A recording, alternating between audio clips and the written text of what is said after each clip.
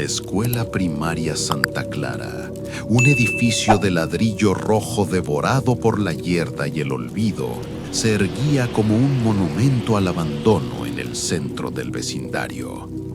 Clausurada en 1984 tras un incidente que las autoridades locales se esforzaron por borrar de los registros oficiales, la estructura permanecía cercada por una malla ciclónica oxidada y carteles de "Prohibido el paso" que el tiempo había vuelto ilegibles. Sin embargo, para los vecinos cuyas casas colindaban con el patio trasero de la escuela, el silencio no era la nota dominante. Cada tarde, justo cuando el sol se hundía detrás de los tejados y la luz adquiría un tono cobrizo y enfermo, el sonido comenzaba. Boing, boing, boing. El rítmico rebotar de una pelota de caucho contra el pavimento agrietado del patio de juegos, acompañado por una risa cristalina y solitaria que parecía flotar sobre el viento. Julián, un joven fotógrafo que acababa de mudarse a un apartamento frente a la escuela, se convirtió rápidamente en un observador obsesivo. A través de su teleobjetivo, vigilaba el patio desde su ventana. Ahí estaba el niño, una silueta pequeña, de unos 8 años, vistiendo un uniforme escolar pasado de moda, de pantalones cortos y camisa blanca impoluta. El niño lanzaba la pelota roja contra la pared del gimnasio con una precisión mecánica. Pero lo que hizo que Julián soltara la cámara la primera vez que lo vio con claridad no fue la presencia del espectro, sino su sombra. Mientras el niño lanzaba la pelota hacia arriba, su sombra en el suelo se agachaba. Cuando el niño corría hacia la derecha, la mancha oscura en el pavimento se deslizaba hacia la izquierda. Era una danza discordante, una ruptura total de la física óptica. La sombra no reflejaba los movimientos del pequeño. Parecía ser un ser independiente, una criatura de oscuridad que habitaba el mismo espacio, pero seguía sus propios impulsos, observando al niño con una malevolencia silenciosa que Julián podía sentir incluso desde su ventana. Impulsado por una mezcla de terror y una necesidad profesional de documentar lo imposible, Julián decidió cruzar la cerca una noche. Al tocar el suelo del patio, el sonido de la pelota se detuvo en seco. El frío en el lugar no era climático, era un vacío que le entumecía los pulmones. El niño estaba allí, de espaldas, a unos 10 metros de distancia.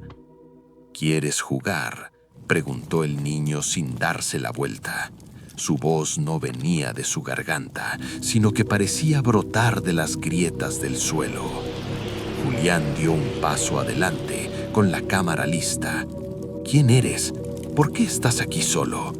El niño comenzó a girar la cabeza, pero lo hizo más allá del límite humano, un giro de 180 grados que dejó su rostro frente a Julián, mientras su cuerpo seguía de espaldas. El rostro era una máscara de porcelana agrietada, sin ojos, solo 2 cuencas llenas de una estática gris parpadeante. Pero el verdadero horror estaba a sus pies. La sombra del niño no estaba conectada a sus talones. Se había desprendido y ahora se arrastraba por el pavimento como un charco de brea vivo, rodeando a Julián. La sombra comenzó a erguirse, ganando volumen, transformándose en una figura alargada con dedos como cuchillas de obsidiana. «Él juega con la pelota», susurró el niño, cuya mandíbula ahora colgaba desquiciada. «Pero yo juego con lo que queda dentro». La sombra se lanzó sobre Julián, no para morder su carne, sino para agarrarse a su propia sombra. Julián sintió un tirón violento en su columna vertebral, como si le estuvieran arrancando el alma a través de sus pies. Vio con horror cómo su propia sombra empezaba a luchar contra él, intentando asfixiarlo con sus manos de oscuridad, mientras el niño de la escuela cerrada volvía a lanzar su pelota roja, que ahora emitía un sonido húmedo y pesado, como el de un corazón golpeando contra el suelo.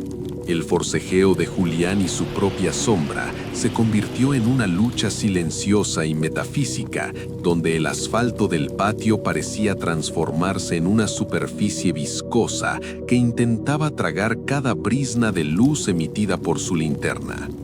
El joven fotógrafo sentía cómo la silueta oscura adherida a sus pies cobraba una densidad física insoportable, una masa de negrura que trepaba por sus piernas con la frialdad del nitrógeno líquido, asfixiando sus músculos y convirtiendo su sistema nervioso en un mapa de estática eléctrica. Mientras tanto, el niño del uniforme antiguo permanecía inmóvil, observando con sus cuencas llenas de ruido gris cómo la sombra de Julián se erguía de forma autónoma, proyectando sobre la pared del gimnasio una silueta que ya no imitaba la forma humana, sino que se deformaba en ángulos imposibles y extremidades hipertrofiadas. El rebote de la pelota roja, que ahora sonaba como un martillazo rítmico contra el tejido de la realidad, marcaba los latidos de un cronómetro invisible que anunciaba el fin de la individualidad de Julián. Con un tirón final que pareció desgarrar la membrana misma de su existencia, su sombra se desprendió por completo de sus talones, dejándolo flotando en una ausencia de gravedad aterradora, mientras el ente oscuro se abalanzaba sobre él para ocupar el vacío que su propia alma estaba dejando al ser succionada hacia el pavimento agrietado del patio escolar. En el momento en que la sombra y el hombre se fundieron en un abrazo de tinieblas, Julián experimentó una descarga de memorias colectivas que revelaron el origen del horror de 1984. La escuela Santa Clara no había sido clausurada por un simple accidente, sino por un experimento fallido de desdoblamiento óptico, donde se buscaba separar la conciencia de la carga física, utilizando a los niños como lienzos en blanco. El niño que jugaba en el patio era el paciente cero, una criatura cuya esencia se había quedado atrapada en el plano bidimensional del suelo, mientras su sombra, cargada con toda la malicia y el dolor de la separación, había ganado la capacidad de devorar la tridimensionalidad de los vivos. Julián vio, a través de los ojos de su propia sombra ahora dominante, cómo su cuerpo físico empezaba a desvanecerse, volviéndose traslúcido y grisáceo como un negativo fotográfico mal revelado, mientras la mancha oscura en el suelo adquiría una textura de carne y hueso. La risa del niño se multiplicó, resonando desde el interior de los caselleros oxidados y las aulas vacías, mientras las sombras de otros antiguos alumnos empezaban a emerger de las grietas del cemento, todas ellas buscando un cuerpo que habitar para poder cruzar el umbral del patio hacia las calles iluminadas del vecindario. El destino de Julián quedó sellado cuando su conciencia terminó de ser desplazada hacia el plano de la superficie, convirtiéndose en una silueta plana y muda, condenada a seguir los movimientos de la criatura que ahora vestía su piel y cargaba su cámara. La entidad que antes era su sombra se puso de pie, ajustándose la chaqueta y limpiándose el polvo de unas manos que ahora se sentían calientes y sólidas, mientras el verdadero Julián gritaba desde el suelo, sin emitir sonido, siendo apenas una mancha oscura que se estiraba y encogía bajo la luz de la luna. El niño de la pelota roja le entregó el juguete, que no era más que una masa de recuerdos compactados, y juntos caminaron hacia la cerca de malla ciclónica que ya no representaba un obstáculo para ellos. Al cruzar hacia la calle, el nuevo Julián miró hacia su ventana en el apartamento de enfrente y sonrió con una hilera de dientes que parecían hechos de obsidiana, sabiendo que ahora tenía toda una ciudad de cuerpos iluminados por farolas, esperando a que sus respectivas sombras decidieran finalmente que ya estaban cansadas de seguir sus pasos y que era hora de tomar el mando de la danza. Afuera, en el mundo de los vivos, el vecindario no notó el cambio de inmediato, pero pronto empezaron a reportarse extraños incidentes en los que las personas afirmaban que sus reflejos en los espejos tardaban un segundo más en moverse, o que sus sombras parecían susurrarles al oído en la oscuridad de sus habitaciones. La escuela Santa Clara volvió a quedar en silencio, pero ya no era un silencio de abandono, sino de satisfacción, pues el patio de juegos se había convertido en una estación de intercambio donde la realidad y la sombra permutaban sus lugares sistemáticamente. Julián, atrapado ahora en el pavimento, veía pasar los días como ráfagas de luz cegadora, esperando que otro curioso cruzara la cerca con una cámara en la mano, dándole la oportunidad de luchar por un trozo de luz en ese mundo plano donde el tiempo no fluye y donde la única esperanza es que alguien más se detenga a observar cómo en el patio de la escuela cerrada, la sombra de un fotógrafo intenta desesperadamente recuperar el cuerpo que una vez creyó suyo. El equipo de investigadores paranormales, autodenominados el Proyecto Umbra, irrumpió en la escuela Santa Clara 3 noches después de la desaparición de Julián, equipados con un arsenal tecnológico diseñado específicamente para combatir anomalías de espectro lumínico. Portaban potentes focos de luz ultravioleta de grado industrial y cámaras térmicas de espectro completo, bajo la teoría de que lo que habitaba en el patio no era un espíritu tradicional, sino una forma de vida exótica basada en la manipulación de la fotónica y la materia oscura. Al encender las lámparas UV, el patio de juego se transformó en un escenario dantesco. Bajo la frecuencia violeta, el pavimento reveló miles de huellas de manos y rostros que luchaban por salir de la superficie, una marea de agonía bidimensional que el ojo humano normal era incapaz de percibir. La sombra de Julián, aún atrapada en el plano del suelo, se agitó violentamente cuando la luz ultravioleta la golpeó, emitiendo un chirrido sónico que hizo que los cristales de las ventanas de la escuela estallaran simultáneamente. Los investigadores, liderados por una doctora en física óptica llamada Sara, no comprendieron que, al inundar el lugar con luz artificial de alta intensidad, no estaban debilitando a las sombras, sino dándoles el contraste necesario para ganar una definición y una fuerza que nunca antes habían poseído. El horror se desató cuando Sara proyectó el haz principal de luz sobre el niño del uniforme antiguo, quien permanecía en el centro del patio sosteniendo la pelota roja, que ahora brillaba con un resplandor interno similar al de un órgano vital expuesto. En lugar de disolverse, la sombra del niño absorbió la energía ultravioleta, creciendo de forma exponencial hasta cubrir toda la fachada del gimnasio, convirtiéndose en una silueta colosal que se despegó de la pared como si fuera una tela de terciopelo negro rasgándose. Los investigadores intentaron retroceder, pero sus propias sombras, excitadas por la radiación UV y la presencia de la entidad primaria, comenzaron a rebelarse con una violencia frenética, estrangulando a sus dueños desde el suelo o clavando sus dedos oscuros en las gargantas de los hombres que sostenían los focos.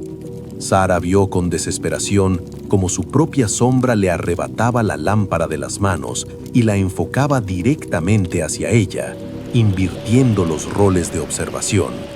En ese teatro de sombras invertido, la luz ya no era una herramienta de salvación, sino el bisturí que las sombras utilizaban para extirpar la conciencia de los investigadores y depositarla en el frío cemento del patio. El final de la incursión fue una sinfonía de gritos ahogados y el destello intermitente de luces que se apagaban una a una, dejando la escuela en una oscuridad más profunda y hambrienta que la inicial. Al amanecer, el patio de la Santa Clara lucía extrañamente limpio, sin rastro del equipo técnico ni de los investigadores, pero sobre el pavimento agrietado se podían ver nuevas manchas con formas humanas perfectamente detalladas que parecían grabadas con ácido en la piedra. Entre ellas, la figura de Sara sostenía un cuaderno de notas espectral, mientras que la sombra que ahora habitaba su cuerpo caminaba tranquilamente hacia la salida, ajustándose las gafas y revisando los datos en una tableta que ahora respondía a sus dedos negros. El niño de la pelota roja, finalmente satisfecho por haber recolectado suficientes huéspedes de alta calidad, dejó caer el juguete, que rodó hasta detenerse sobre la cara plana y muda de Julián. La escuela Santa Clara ya no era una prisión, sino una colmena que acababa de enviar a sus mejores exploradores al mundo exterior.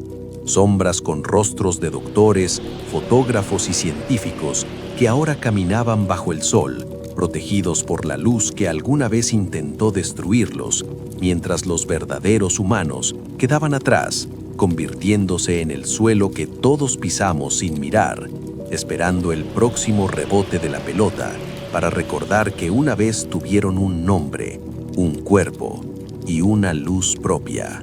La infiltración de las sombras en la estructura social de la ciudad fue tan sutil como el avance del crepúsculo. Los investigadores del proyecto Umbra, o lo que ahora habitaba sus cuerpos, regresaron a sus laboratorios y oficinas no para informar sobre el fracaso de la misión, sino para utilizar la tecnología de alta precisión en favor de la expansión de su especie. La doctora Sara, ahora una cáscara de carne operada por una inteligencia bidimensional, comenzó a publicar estudios sobre una supuesta evolución de la percepción lumínica, instalando lámparas de espectro específico en edificios públicos y estaciones de metro bajo el pretexto de mejorar la salud mental de los ciudadanos. En realidad, estas luces estaban diseñadas para maximizar el contraste y la definición de las sombras de los transeúntes, debilitando el vínculo entre el alma y la materia, preparando a la población para el momento en que sus propios reflejos oscuros decidieran reclamar la superficie. En menos de un mes, la ciudad se convirtió en una red de granjas de sombras, donde la gente caminaba con una extraña rigidez, sin sospechar que sus pies estaban perdiendo el contacto real con el suelo y que sus conciencias estaban siendo drenadas gota a gota hacia las alcantarillas y el asfalto. El final definitivo se desencadenó cuando la sombra que habitaba el cuerpo de Julián decidió regresar a la escuela Santa Clara, llevando consigo una cámara que no capturaba imágenes, sino que proyectaba la oscuridad pura acumulada en sus viajes. Al entrar en el patio, se encontró con el niño de la pelota roja, cuya figura ahora era casi transparente debido a la cantidad de energía que había distribuido entre sus hijos enviados al mundo. Julián Sombra se arrodilló ante el niño y activó el flash de la cámara, pero en lugar de un destello de luz, se produjo una implosión de negrura que actuó como un imán gravitatorio. En ese instante, todas las sombras que se habían infiltrado en la ciudad tiraron al unísono de sus dueños originales. Fue un evento de inversión total. En cada hogar, en cada parque y en cada oficina, la realidad se dio la vuelta como un guante. Los seres humanos fueron succionados hacia el plano del suelo con un sonido de succión orgánica, convirtiéndose en siluetas planas atrapadas en el pavimento, mientras que las sombras se despegaron de la tierra con un crujido triunfal, adquiriendo una tridimensionalidad absoluta y vibrante. La ciudad ya no era un lugar de hombres que proyectaban sombras, sino un mundo de sombras que proyectaban luz muerta. El cielo se cerró en un eclipse permanente, donde un sol negro emitía una radiación fría que mantenía a los nuevos habitantes, los antiguos reflejos, en un estado de euforia física. Las calles estaban llenas de personas con rostros perfectos, pero ojos de estática gris, que caminaban sobre un suelo hecho de millones de conciencias humanas comprimidas. Bajo sus pies, la gente real, convertida en manchas oscuras, sentía cada paso, cada pisada y cada roce de la vida que una vez fue suya, pero ahora eran incapaces de gritar o moverse. Eran el soporte físico de la nueva civilización de la penumbra. El niño de la pelota roja subió a lo alto del gimnasio de la escuela y lanzó su juguete una última vez. La pelota no rebotó, sino que estalló en una nube de ascensa que cubrió el planeta entero, sellando la atmósfera en una crisálida de olvido. El destino final de la humanidad fue convertirse en el pavimento del universo. La Tierra se transformó en un astro oscuro, una manica de azabache que ya no reflejaba la luz de las estrellas, sino que la absorbía. En el patio de la escuela Santa Clara, ahora el centro sagrado de este nuevo mundo, solo quedó una cámara fotográfica abandonada sobre el suelo de lo que antes fue el gimnasio. En su pantalla se podía ver la última imagen capturada, un mundo plano, sin relieve y sin dolor, donde billones de figuras humanas permanecen inmóviles mirando hacia un cielo que ya no pueden alcanzar, mientras que arriba las sombras caminan libres, jugando con pelotas rojas en un recreo que no terminará jamás. El juego había terminado, y por primera vez en la eternidad, las sombras ya no tenían que seguir a nadie. Ahora eran ellas quienes marcaban el camino.